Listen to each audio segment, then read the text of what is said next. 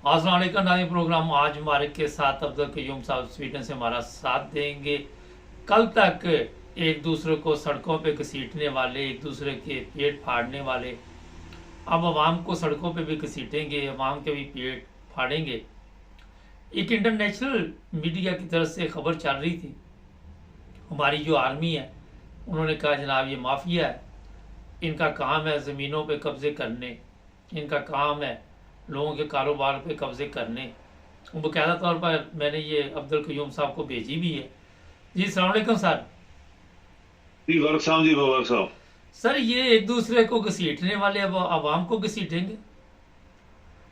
मुबारक साहब, ये बदबख्ती है हमारी कि पाकिस्तान की कौम और अदारे आज तक नहीं ये समझ पाए कि इस पाकिस्तान को 75 साल किसने लूटा है, किसने बर्बाद किया है, किसने इसकी जड़ें उखाड़ी हैं, किसने पाकिस्तान और पाकिस्तान के लोगों के हकूक को मारा है, उनके इंसाफ नहीं होने दिया गया। ये 75 साल हमारे साथ होता रहा। ये पाकिस्तानी कौम यही यही यही लोग हैं, ये लाहौर वाले, ये कराची वाले और ये कराची वाले और ये जो माफिया हैं एमक्यूएम वाले, जिन्होंने कराची में 30 साल हुकूमत करके क्या क्या वहां पे किया। अगर वही लोग जो पहले खरबों रुपए जिनको मुशर्रफ ने माफ किया तो ये वापस आ गए, फिर खरबों रुपए इन्होंने खाए और फिर जनाब खुद ही एनआरओ ले लिया पार्लियामेंट में जाके 16 पार्टीज ने, और फिर तीसरी दफा यही हमारी जड़ें काटने के लिए आ गए। तो ये मुल्क के लोग जो है, क्या उनका दिमाग खराब है? क्या वो माफियाज बन गए इनके साथ मिलके? क्या उनका हर चीज, आंखें, दिमाग, सब कुछ चला गया है? वही लोग अगर तीसरी दफा भी हमारे मुल्क के ऊपर हुकूमत करेंगे तो हमारे पास बचा क्या है? पहले हम खरबों के, बिलियन डॉलर्स के दुनिया के मकरूज हैं, हर मुल्क के मकरूज हैं, हमारे पास पैसा नहीं है। और अगर इन्हीं सियासतदानों ने जो अभी फिर मिल के इस मुल्क को लूटने के लिए तैयार हो गए, तो पाकिस्तान को तो कुछ नहीं मिला और पाकिस्तान जो बचा कुचा ये तबाह कर देंगे। अभी देखें आपके वो लीडर बार बार जो हमने बातें की हुई हैं, इस पाकिस्तान को चार इस वक्त लोग हैं जो पाकिस्तान को चलने नहीं दे रहे और पाकिस्तान को तबाह करना चाहते हैं। उसमें number 1 chief of army staff, उसका कोई कानून के तहत कुछ 1% किसी जगह हिस्सा नहीं है कि वो मुल्क की सियासत या मुल्क के अदारों के ऊपर कब्जा करे। नंबर 2 चीफ जस्टिस, जो जस्टिस के लिए बनाया गया है वो इनके साथ मिला हुआ है, और इसके बाद इलेक्शन कमिश्नर 2 साल से इलेक्शन नहीं करवा रहा, और सदर आपका डमी सदर बैठा हुआ देख रहा है। अच्छा वो सर कर ये कुछ नहीं रहा बताइए, कानून के मुताबिक। सर ये बताइए कि आपको अभी मैंने एक वीडियो भेजी थी कि हमारी मिलिट्री के मतलब इंटरनेशनल मीडिया क्या कह रही है। आप क्या जी, समझते हैं कि यहाँ तक बात पहुँच चुकी है और जब ये वीडियो बाहर लोग देखते हैं तो अवाम में और मिलिट्री में फासले बढ़ते जा रहे हैं। खुदा न खास्ता कोई दुश्मन मुल्क आज हमला कर देता तो अवाम, तो मेरा ख्याल है फिर जिस तरह बांग्लादेश के हालात हुए थे वो हो सकते हैं। देखिए फौज ने पाकिस्तान के लोगों के ऊपर खुद हमला किया हुआ है। हम्म। उनको जीने नहीं दे रहे, उनको जिंदा नहीं रहने दे रहे, उनके जो अदारे उनको नहीं चलने दे रहे। तो पाकिस्तान, मुबारक साहब एक बात बहुत क्लियर है, आज मैं आपसे खुली बात कर रहा हूँ, करना चाहता हूँ। पाकिस्तान पाकिस्तानियों के हवाले किया जाए, हम्म। पाकिस्तान पाकिस्तानियों के हवाले किया जाए, सियासतदानों के हवाले नहीं जो करप्ट हैं, बेईमान हैं, धोखेबाज हैं, लूट मार करने वाले हैं, बददियानत थे और दूसरे लोगों से मिल के इस मुल्क को खत्म कर रहे हैं। पाकिस्तानी जो बाहर बैठे हैं या अंदर बैठे हैं, हर शख्स जो पाकिस्तानी है, उसमें कहीं मजहब का नाम नहीं, उसमें किसी खानदान का नाम नहीं, उसमें किसी राजा फलाने शाहिज़म का नाम नहीं है। पाकिस्तानी, कंपिटेंट पाकिस्तानी, दयानतदार पाकिस्तानी और मुल्क के वफादार मुहब्बे वतन पाकिस्तानी के हवाले कर दिया जाए, ये पाकिस्तान सीधा हो जाएगा। लेकिन इन तमाम गद्दारों को जो आज गद्दार हैं और इससे पहले गद्दार थे, उनको जब तक आप फांसी नहीं देंगे, ये हम बहुत प्रोग्रामों में कह चुके हैं, इनको जब तक फांसी नहीं देंगे, जब तक इनकी जड़ें नहीं काटेंगे, तो ये पाकिस्तान कभी क्या 100 साल नहीं और चलेगा। और आज जिस डगर पे पाकिस्तानी अवाम ने इमरान के आम बंदों को, वो कोई सियासतदान नहीं थे, आम बंदों को इतनी वोटें डाली हैं कि वो 200 तक वो सीटें जीत गया था, उसको उसका निशान नहीं मिलने दिया गया, उसकी फैमिली, उसके रिश्तेदारों को सबको जेल में डाला हुआ है। और ये कौन करवा रहा है? चीफ ऑफ आर्मी स्टाफ करवा रहा है, जस्टिस मिला हुआ है, इलेक्शन कमिश्नर पहले दिन से दुश्मन है, ये पाकिस्तान का दुश्मन है, सदर आपका डमी बैठा हुआ है, तो सब कुछ देख रहा है।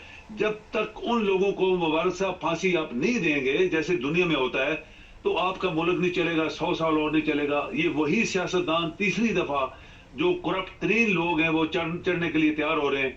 और जबकि एक आदमी जीता हुआ है, सारी दुनिया बोली है। आपके देखें कितने जो आपके जो MNA MP या सेनेटर्स बोले हैं कि इन लोगों को फांसी दो, इन लोगों को फांसी दो। सेनेट में ये सवाल आया तो उन्होंने कहा ये चीफ ऑफ आर्मी स्टाफ, इस इलेक्शन कमिश्नर और चीफ जस्टिस को फांसी दो। इसी तरह और बहुत सारे लोग ऐसे बोल रहे हैं अभी कि ये लोग पाकिस्तान के दुश्मन हैं, ये पाकिस्तान को नहीं चलने दे रहे, इनको पकड़ो, इनको जेल में डालो, इनकी जायदादें जब्त करो और इनको सजाएं दो।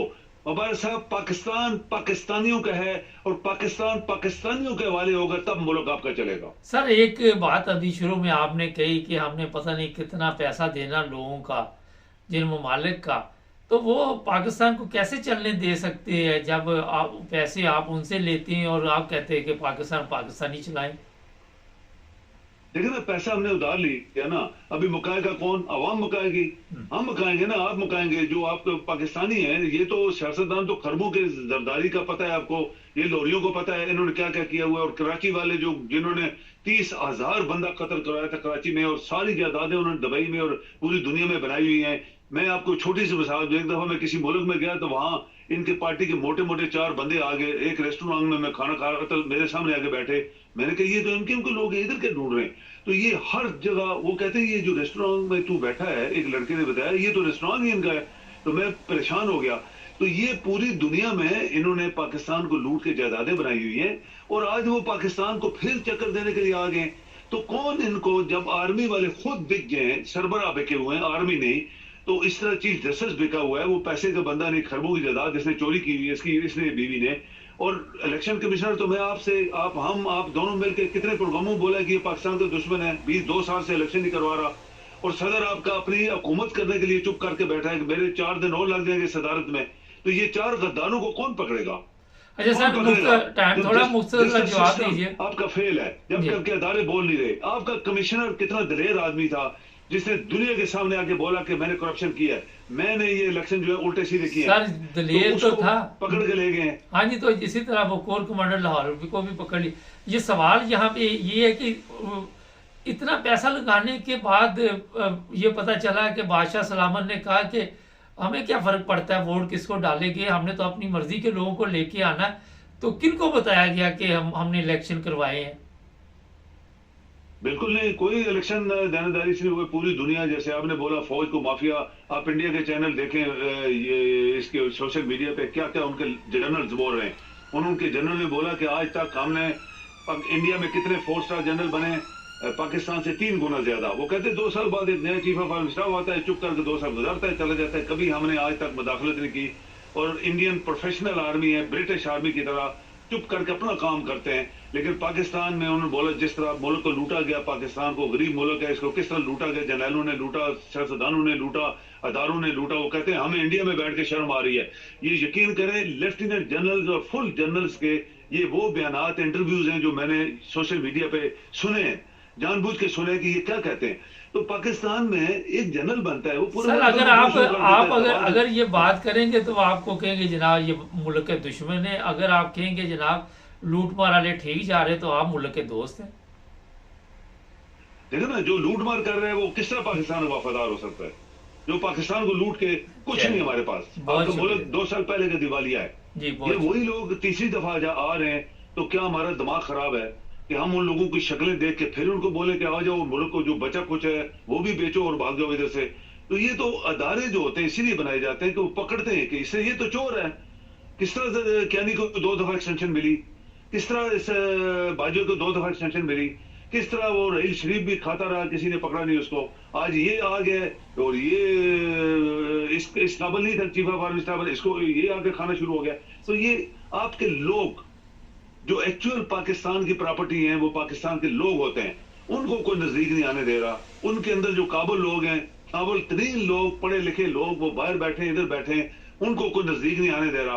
और उन्हीं सियासतदानों को अरबों रुपए दे के, जैसे आपने कहा, इनको रिश्वत दी गई है और ये पैसे दे के लोगों से जीते, और जीते भी नहीं है।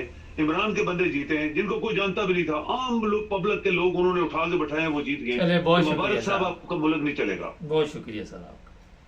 जी थैंक यू। मुल्क नहीं चलेगा जब तक अदल नहीं होगा, इंसाफ नहीं होगा, मुल्क नहीं चलेगा। सब्सक्राइब कर